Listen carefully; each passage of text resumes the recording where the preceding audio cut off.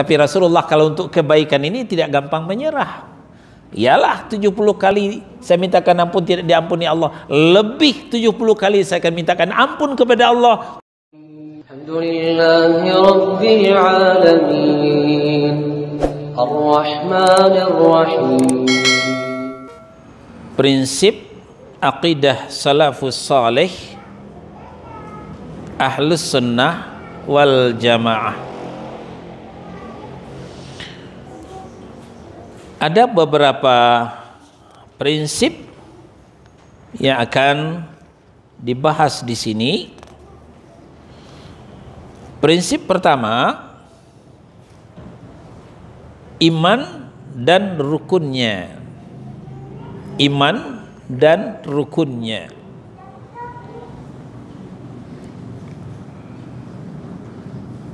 Apa itu iman? Iman itu terangkum dalam 3 unsur, ya, terangkum dalam 3 unsur. 3 unsur itu adalah at-tasdiqu bil qalbi wa takriru bil lisan wa'mal bil jawarih atau wa'mal bil arka'. Pertama, membenarkan dengan hati. Membenarkan dengan hati.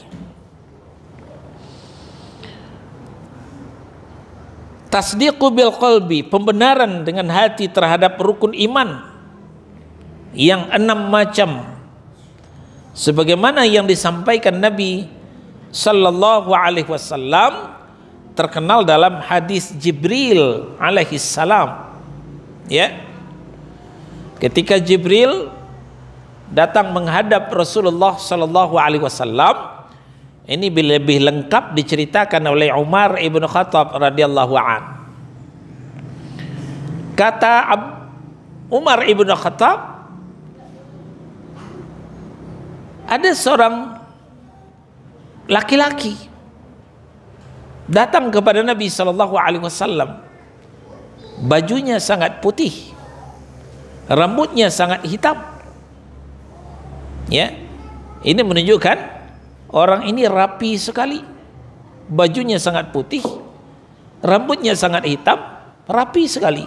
Ini menunjukkan orang yang dekat situ. Tapi tidak satu pun kami yang mengenalnya. Nah, ini galau dalam benak sahabat. Dikatakan dia orang dekat situ, nggak ada satu pun kami yang mengenalnya. Dikatakan dia itu datang dari jauh, safar, pasti bajunya lecek, rambutnya kumal. Ini bajunya sangat putih, bersih, rambutnya sangat hitam, tapi tidak satu pun kami yang mengenalnya. Dan begitu datang langsung ke hadapan Nabi, nggak ada basa-basi sama sekali. Dia menempelkan, menyandarkan 2 lututnya ke lutut Nabi. Dia meletakkan kedua tangannya di paha Nabi. Tanpa muqaddimah, langsung, ya Muhammad, akhbirni anil iman. Kalau kita kan biasa berbasa-basi dulu, muqaddimah dulu. Ya, ketemu dengan Pak Nisbah, assalamualaikum, waalaikumsalam, apa kabar? Ya, piye kabare, Pak? Kan basa-basi dulu. Ini tidak, begitu masuk langsung, ya Muhammad, akhbirni anil iman. Tambah bengong sahabat, siapa ini lancang ini? Ya, bajunya sangat putih, rambutnya sangat hitam, tidak ada tanda perjalanan jauh, tapi kami tidak kenal dengannya. Begitu masuk, seakrab lagi, langsung menyandarkan kedua lututnya di kedua lutut Rasulullah, meletakkan kedua tangannya di kedua paha Rasulullah sallallahu alaihi wasallam. Sahabat aja nggak ada yang berani kayak gitu. Langsung nanya, ya Muhammad, bukan ya Rasulullah lagi, ya Muhammad, sebut nama lagi. Lancang amat orang ini. Pikiran sahabat. Akhbirni anil iman. Beritakan kepadaku, ajarkan kepadaku tentang iman. Nah, faqal, lalu Rasulullah bersabda, al-imanu antu'mina billahi wa malaikatihi wa kutubihi wa rusulihi, ya, wa tu'mina wa rusulihi wal yaumil akhir wa tu'mina biqadri khairih wa syarrih. Dan iman itu adalah Anda harus beriman kepada Allah, kepada malaikatnya Allah, kepada kitab-kitabnya Allah, kepada rasul-rasulnya Allah, kepada hari akhirat. Wa tu'mina biqadri khairih wa syarrih, dan Anda juga harus beriman kepada qadar baik dan qadar buruk. Ya. Sahih diriwayatkan oleh Al-Bukhari dan Muslim dalam Kitabul Iman. Nah, ini yang menjadi dasar, ya, bahwa dalam keimanan itu, iman itu kita wajib membenarkan dalam hati, meyakini. Jadi mengiman itu meyakini dalam hati. Unsur yang kedua, wa takriru bil lisan, mengikrarkan dengan lisan, dengan lidah. Tidak cukup dengan hati saja. Ya. Dalilnya ketika malaikat maut mau nyamperin, mau menjemput Abu Talib, paman Rasulullah sallallahu alaihi wasallam. Sakit terakhirnya Abu Talib. Lalu Rasulullah mendatangi pamannya, berharap mau masuk Islam, mengucapkan 2 kalimat syahadat. Begitu sampai di depan Abu Talib, pamannya, ternyata telah hadir di situ 2 koncone, ya, 2 teman dekatnya. Siapa? Abu Jahal, ya. Satu lagi saya lupa, ya. Ada 2 tokoh kafir Quraisy, ya, telah duduk di situ. Tapi Rasulullah tidak putus asa. Beliau mengajak pamannya untuk mengucapkan syahadatain. Ucapkanlah paman, la ilaha illallah Muhammadur Rasulullah. Ya, ucapkanlah wahai paman, asyhadu an la ilaha illallah wa asyhadu anna Muhammadar Rasulullah. Belum sempat Abu Talib menjawab, telah duluan koncone menyimpali. Hei Abu Talib, apakah kau akan meninggalkan agama Abdul Muthalib, agama nenek moyangmu? Rasulullah belum menyerah. Diulang lagi, paman, ucapkan la ilaha illallah Muhammadur Rasulullah, supaya aku ponakanmu ini bisa mempertahankanmu, bisa membelamu di depan Allah Subhanahu wa ta'ala. Nah, tapi seperti tadi juga, belum sempat Abu Talib mengucapkan syahadat, nah temannya ini menyela, apakah kau akan meninggalkan agama Abdul Muthalib, agama nenek moyangmu? Sampai 3 kali Rasulullah mengajak mengucapkan syahadat, tapi sampai nyawanya dicabut oleh malaikat maut, Abu Talib tidak mengucapkan syahadatain. Nah, maka kemudian Allah dan Rasulnya memvonis Abu Talib finnar. Abu Talib di dalam neraka. Abu Talib tidak masuk Islam.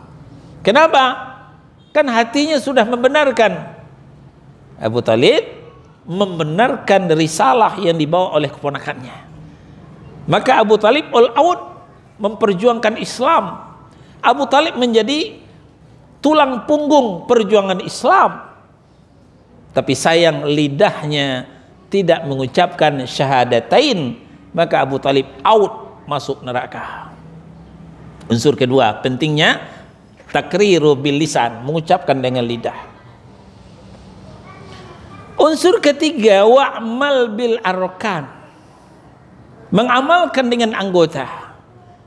Atau wa'mal bil jawarih, ya, syahadat saja iman saja belumlah cukup kalau tanpa mengamalkan. Ya, di antara amalan itu aqimus shalah wa atuz zakah. Dirikan salat, bayarkan zakat. Bagaimana dengan orang yang tidak salat? Nabi mengatakan, al-ahdul ladzi bainana wa bainahu as-shalah. Perbatasan, perjanjian, ya, antara kita dengan mereka, kita muslim dengan mereka kafir, adalah salat. Oleh sebab itu, faman tarakaha faqad kafar. Barang siapa yang meninggalkan salat, maka dia kafir, kata Nabi SAW. Percuma syahadat, percuma tasdiqu biqalbi kalau tidak melaksanakan salat. Nah, walaupun kemudian para ulama membahas kafirnya itu seperti apa, tapi belum sekarang waktunya untuk membahas kufrun asghar, kufrun akbar, kufrun duna kufrin. Nah, nanti akan kita bahas pada waktunya nanti insyaallah. Nah, ini membuktikan 3 unsur ini wajib dipenuhi dalam keimanan. Bagaimana kiranya kalau kurang 1 dari yang 3 ini, ya, kurang 1 dari yang 3 ini, misalnya sudah bersyahadat, hatinya sudah membenarkan, tapi tidak mengamalkan dengan anggota. Nah, tadi telah kita bacakan hadis, orang tidak sholat saja divonis kafir oleh Rasulullah SAW. Apalagi meninggalkan dengan keyakinan sholat itu tidak wajib, mengingkari syariat. Ya, kalau berdiri hukum Islam, ya ditebas batang lehernya. Selanjutnya, bagaimana kalau sudah mengamalkan? Sudah mengamalkan dan hatinya ikut membenarkan, tapi lidahnya tidak mengucapkan. Nah, itu tadi contoh Abu Thalib. Jasanya banyak terhadap Islam. Jangan ditanya amal, jasanya banyak terhadap Islam. Hatinya membenarkan. Kalau hatinya tidak membenarkan, nggak mungkin dia membela al-aud seperti itu. Tapi sayang, lidahnya tidak mengucapkan syahadatain, maka tidak cukup juga. Abu Thalib finnar. Nah, sekarang kita rubah posisi. Lidahnya sudah mengucapkan syahadat, amalannya juga sudah ikut sholat ke masjid, bila perlu di shaf pertama sholatnya, tapi hatinya meragukan, apalagi mengingkari syahadat yang dia baca itu. Ini juga tidak masuk Islam. Ini namanya munafiq. Ya, dia terserang virus nifak, terpapar virus nifak, maka orangnya disebut dengan munafiq. Mana contohnya? Masih di masa Nabi SAW, ada seorang tokoh namanya Abdullah bin Ubay bin Salul. Tokoh ini adalah seorang Yahudi yang digadang-gadang calon penguasa Madinah, calon Madinah 1, ya, Madinah 1, calon penguasa Madinah. Maka perhatian orang tertuju kepada Abdullah bin Ubay bin Salul. Qadarullah wa ma syaa fa'al. Allah tabaraka wa ta'ala menyuruh Rasulullah hijrah ke Madinah. Begitu Rasulullah hijrah ke Madinah, ternyata pandangan orang Madinah balik arah. Otomatis kredibilitas, ya, Abdullah bin Ubay bin Salul melorot, jatuh. Orang tidak lagi memandangnya, orang tidak lagi menggadang-gadang dia sebagai calon penguasa Madinah. Perhatian sudah tertuju kepada orang baru yang datang dari Makkah. Siapa? Muhammad sallallahu alaihi wasallam. Maka timbullah rasa iri, rasa dengki pada hatinya Abdullah bin Ubay bin Salul. Inilah yang dikatakan oleh ayat fi qulubihim maradun fazadahumullahu marada. Dalam hatinya terpapar virus, ada penyakit karena tidak kunjung diobati, fazadahumullahu marada. Ya Allah tambah lagi penyakit yang ada di dalam dadanya. Semakin berkarat, ya semakin akutlah ya, virus nifak menyerang hatinya tadi. Lalu bagaimana caranya? Mau dilawan Muhammad ini tidak mungkin. Pengikutnya makin lama makin banyak, makin lama makin banyak. Kalau dihadapi secara terang-terangan, ya jelas konyol.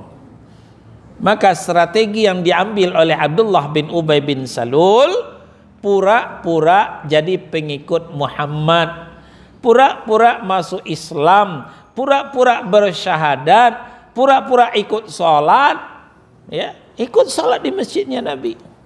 Tapi hatinya menolak, hatinya membenci Muhammad sallallahu alaihi wasallam. Dua, rekam jejak hitamnya Abdullah bin Salul ya terhadap Rasulullah sallallahu alaihi wasallam. Pertama, Abdullah bin Ubay bin Salul lah yang menghembuskan hadithul ifki, berita bohong yang menuduh ibunda Aisyah radhiyallahu anha berselingkuh, yang menuduh ibunda Aisyah radhiyallahu anha berzina. Siapa? Abdullah bin Ubay bin Salul. Dua, rekam jejak yang kedua, Abdullah bin Salul lah yang memprovokasi, ya bahasa yang lebih gaulnya, yang ngempesin perjuangan Rasulullah. Ketika kafir Quraisy kalah telak, memalukan dan memilukan di peperangan Badar di bulan Ramadan, di bulan Syawal, kafir Quraisy nuntut balas mau menyerang Madinah. Nah, maka sampai berita kepada Rasulullah, beliau mengumpulkan pasukan ya untuk menyambut bala tentara kafir Quraisy dari Makkah, tidak kurang dari 4.000 atau 3.000, saya lupa. Ya. Lalu beliau sallallahu alaihi wasallam menyiapkan 1.000 tentara. Disepakatilah kafir Quraisy ditunggu di lereng Uhud. Tapi sebelum berangkat, apa yang terjadi? Abdullah bin Ubay bin Salul mulai memainkan peranannya. Mas tahu gak? Muhammad itu perang antar suku. Sampaian gak usah ikut. Ngapain berpanas-panas kayak Uhud? Kayak kurang kerjaan aja. Mendingan duduk ongkang-ongkang kaki di Madinah ini. Oh iya pula ya? Iya. Nah, temui lagi satu. Tang, gak usah ikut kayak Uhud ya. Sini aja. Oh iya. Temui lagi di komposit. Sehingga 1.000 orang itu 300 orang berhasil dikempesit. Nah ke 300 orang ini, izin ya Rasul saya nggak ikut, izin ya Rasul saya nggak ikut, minta izin supaya nggak ikut perang Uhud. Tinggal 700 orang yang setia mendampingi Rasulullah menyambut bala tentara Quraisy di lereng Uhud. Nah ini saking hatinya busuk, hatinya tidak menerima Islam. Nah, lalu di akhir hayatnya, apa yang terjadi dengan Abdullah bin Ubay bin Salul? Ketika malaikat maut mencabut nyawanya, maka disampaikanlah berita oleh anaknya. Siapa anaknya? Abdullah juga. Jadi orang Arab itu kayak kekurangan nama. Bapaknya Abdullah, anaknya Abdullah juga. Tapi anaknya ini sudah bersyahadat, sahabat yang mulia Rasulullah sallallahu alaihi wasallam. Namanya Abdullah bin Ubay bin Salul. Lalu mengadu kepada Rasulullah sallallahu alaihi wasallam, "Ya Rasulullah, ada apa? Ayahanda sudah meninggal." "Siapa?" "Abdullah bin Ubay bin Salul." "Oh ya. Lalu gimana? "Tolonglah gamismu untuk kafan ayahanda saya." "Oh gitu ya, baik. Berikan gamis. Nih, serah, bawa pulang." "Satu lagi ya Rasul." "Apa lagi?" "Mohon kesediaan engkau mensolatkan jenazah orang tua saya, Abdullah bin Ubay bin Salul." Rasulullah berangkat. Bayangkan, ya, beningnya hati Rasulullah, lembutnya hati Rasulullah, termasuk kepada musuh sendiri, Abdullah bin Ubay bin Salul. Tadi telah kita sampaikan rekam jejak Abdullah bin Ubay bin Salul. Tapi Rasulullah tidak dendam, tetap melangkah mau mensolatkan jenazah bin Ubay bin Salul. Nah, melihat itu, Umar pegang gamis Rasulullah. "Ya Rasulullah," ya, Umar mengingatkan, Abdullah bin Ubay bin Salul itu munafik ulung, gembong munafikin. Tidak usah diikut solatkan, tidak usah disolatkan jenazahnya ya Rasulullah. Apa kata Rasulullah? Ya, saya akan ikut, akan mensolatkan jenazahnya, walaupun dia orang munafik. Maka turunlah ayat, ya. Kita bisa lihat dalam At-Taubah surah yang ke-9 ayat 80. "Istaghfir lahum aw la tastaghfir lahum in tastaghfir lahum 70 marrah fala yaghfirallahu lahum dzalika bi annahum kafaru billahi wa rasulih wallahu la yahdil qaumal fasiqin." Kau mintakan ampun atau tidak kau mintakan ampun untuk mereka orang munafik itu, podo wae, sami mawon. "In tastaghfir lahum 70 marrah," Muhammad, kalaupun kau minta ampun sampai 70 kali, falla yaghfirallahu lahum. Allah memakai redaksi lan, bukan lam. Memang terjemahan kita lan itu lam sama saja, artinya tidak. Tapi ternyata dalam bahasa Arab beda lan dengan lam. Kalaulah umpama falam yaghfirallahu lahum, Allah tidak ampuni sekarang, besok mudah-mudahan Allah ampuni. Tahun ini tidak, tahun depan mudah-mudahan ada harapan. Tapi kalau lan faidahnya lil istiqbal, ya. Mungkin ada yang belajar bahasa Arab. Lan itu lil istiqbal. Maka terjemahannya Allah tidak bakal ampuni walaupun mintakan ampun untuknya sampai 70 kali. Tapi Rasulullah kalau untuk kebaikan ini tidak gampang menyerah. Iyalah 70 kali saya mintakan ampun tidak diampuni Allah, lebih 70 kali saya akan mintakan ampun kepada Allah untuk Abdullah bin Ubay bin Salul. Rasulullah tetap berangkat untuk sholat jenazah. Maka kemudian turun lagi ayat pamungkas. Kita bisa lihat dalam At-Taubah surah 9 ayat 84. Wala tusalli ala ahadim minhum mata abada wala taqum ala qabrih. Jangan kau salatkan salah seorang di antara mereka kalau mereka mati selama-lamanya. Wala taqum ala qabrih. Jangan ziarahi kuburnya. Kenapa? Innahum kafaru billahi wa rasulih wa matu wa hum fasiqun. Sesungguhnya mereka itu kafir kepada Allah dan Rasulnya. Mereka itu mati dalam keadaan fasik, kata Allah Subhanahu wa ta'ala. Ini menunjukkan kurangnya satu dari 3 unsur keimanan tadi, maka imannya tidak jadi. Ya, ketika hatinya tidak tasdiq, hatinya tidak membenarkan, maka imannya tidak diterima, syahadatnya tidak diterima. Nah, itulah pentingnya 3 unsur keimanan. Alhamdulillahi Rabbil Alamin Ar-Rahmanir Rahim